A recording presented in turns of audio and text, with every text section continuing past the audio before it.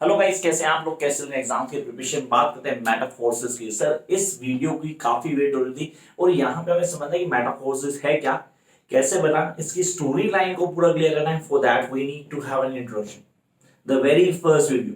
Sir 2 से 3 part बनेंगे इस वीडियो के, कि मैं नहीं चाहता कि मैं इसको एक ही वीडियो बनाऊं ताकि बच्चे सीरियसली बोर हो जाए और फिर आगे कॉन्टेंट ना करें।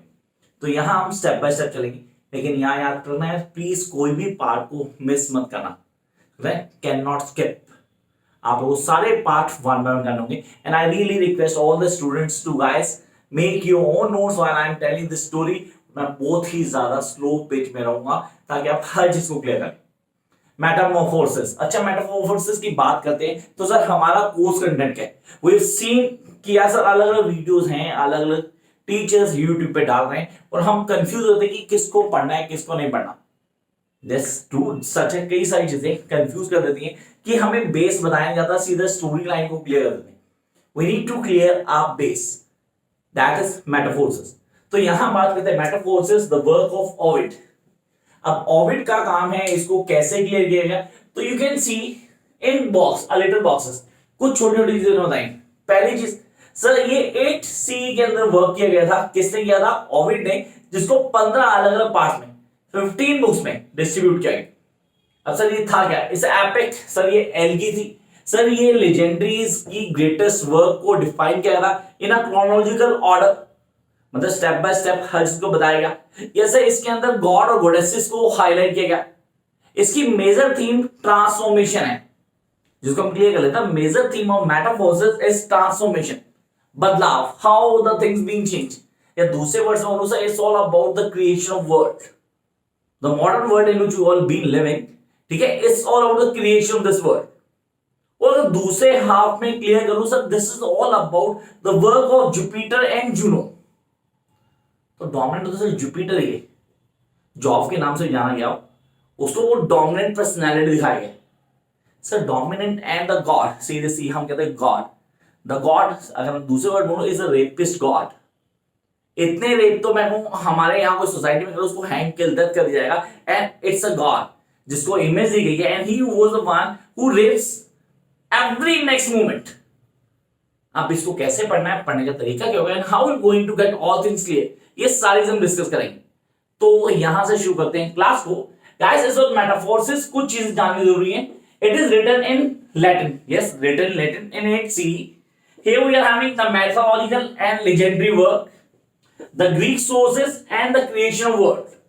So the point metamorphosis means transformation। मैंने पहले बोला था ट्रांसफॉर्मेशन का बेसिक मीनिंग होता है गवर्निंग थीम। ये है गवर्निंग थीम, इस टेस्ट की गवर्निंग थीम जो ट्रांसफॉर्मेशन को हाईलाइट कर रही है। सर ट्रांसफॉर्मेशन का बेसिक मीनिंग क्या है? How are going to get the things clear in our mind that what does mean by the transformation, how the changes take place, that is transformation. Then come to next one. Actually, it's an offering to God. Yeah, that is something very important. Offering to God. Ovid asks for their help to making the poem worthy of being dedicated to them and focus on the gods in a subject matter. मतलब God को offer कर रहा हूं तो वहां मैं उनको कहूंगा यार कि आप इसको ना वर्दी बना दो, मतलब इस पॉइंट को कुछ ऐसा बनाना that people love to read it। उसको जब पढ़े तो they going to have lots of things, वो जाने की एक्चुअली क्या हुआ था, how things are being changing, कैसे क्रिएशन हुई, ये वर्ड कैसे बना, क्या फॉर्मेशन थी, क्या कॉन्सेप्ट हाईलाइट किए गए, वो सारी चीजें आनी चाहिए। तो बिगिनिंग करते हैं sir basic point, that is Jupiter and Juno. Jupiter sir ये तो गॉड है, डेफिनेटली गॉड है, और जूनो उसकी वाइफ है।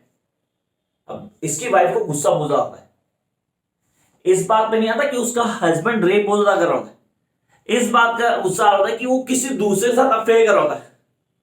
यहाँ पे थोड़ा सा कॉम्प्लिकेटेड हो गया हमारी सोसाइटी में, यार रेप जो कर रहा है वो गलत नहीं है, लेकिन जिसका रेप हो रहा है वो गलत है क्योंकि उसका रेप किया गया। अब ये यहां हाईलाइट करता है, मैं go through by each and every part and then I come to next one. Rule more than the half of the test. या ये दोनों कैरेक्टर्स ज्यादा नहीं, more than half of the test को रूल करते हैं। अब आपने कहा सर हम कितने कैरेक्टर्स को पढ़ने वाले हैं, डेफिनेटली कितने सारे कैरेक्टर्स इनको रीड करना है, that will going to deal. Here the first thing, it shows the transformative power of the love. यहां ओविड ने शो किया, क्या शो किया sir, that love changes people for the better और द वर्स।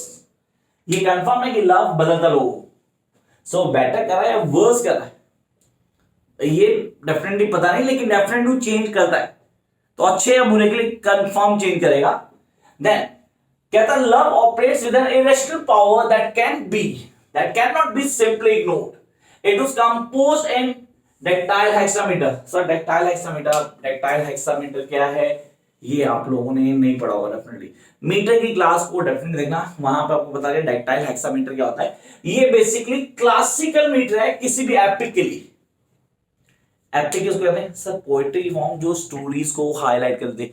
किनकी stories को sir? Greatest legendary works को define कर देते हैं, उस पोएट्री फॉर्म एपिक कहते हैं। Take an example Mahabharata. And then we come to next one. It covers everything from the creation of universe to why the mulberry trees have the red berries. ये example अच्छा था। The mulberry trees have red berries। अच्छा इसका reason क्या था? And how the world was being created। ये सब बताता है मेटाफोर्सिस। तो मेटाफोर्सिस कॉन्सेप्ट की एक एक चीज को हाईलाइट करता है और बताता है भाई क्या स्टेप से कैसे चेंजेस आए, किन चीजों को फॉलो किया गया, वो स्टेप बाय स्टेप क्या था, किन को फॉलो करना था, किन को छोड़ देना था, ये सारी चीजें हाईलाइट की गई। And then we will jump to next part. Ovid begins the epic by his addressing speech of god and goddesses. Sir यहां से शुरू कर रहे हैं हम उसके एड्रेसिंग स्पीच के साथ। The addressing speech for the god and goddesses, how the earth, heaven and everything कहता was being created out of choice. अब सर इसमें मैनकाइंड को शुरू करता हूं तो from the gold to silver then to the iron period, ये सारे के सारे फेज आ रहे हैं। तो आपने कहा it's actually a prologue to metamorphosis. मतलब मेटाफोर्सिस को शुरू करने से पहले, उसकी 15 बुक्स को डिस्कस करने से पहले मैं आप लोगों को एक इंट्रोडक्शन दे रहा हूं जो मेटाफोर्सिस को हाईलाइट करता है।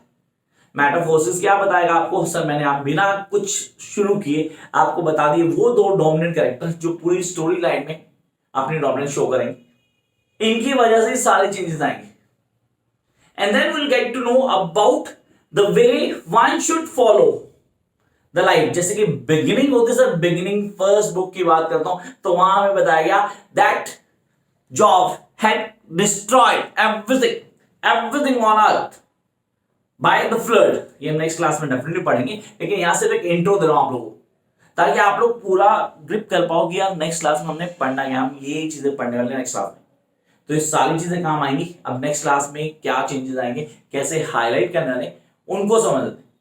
जैसे कि वो सब कुछ डिस्ट्रॉय कर देगा, reason due to the corruption on earth.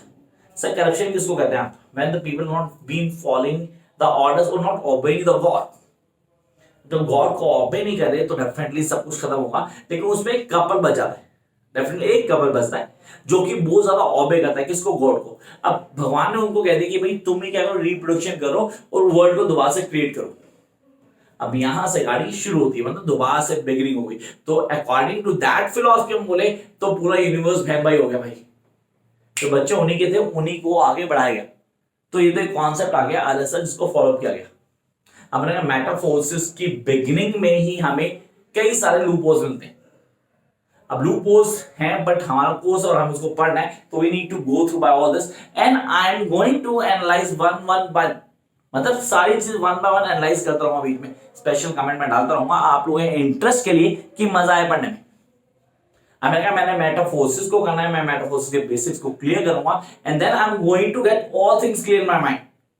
The first thing जो आपने याद रखनी है sir, role of Jupiter and Juno. पहली चीज the way of writing of Ovid, how he present the certain characters. And second thing guys, make sure that की चीज आपके दिमाग में रहे, please don't force your mind to remember all the characters. बहुत सारे हैं यार, 2 4 6 15 20 नहीं है, उससे भी बहुत ज्यादा है। हाँ स्टेप बाय स्टेप चलेंगे हम सबकी स्टोरीज को पढ़ेंगे, we're going to discuss the stories। मैंने कहा फर्स्ट बुक और सेकंड बुक में तो हमारे पास स्टोरीज नहीं है, मतलब कैरेक्टर डोमिनेंट स्टोरी नहीं होगी।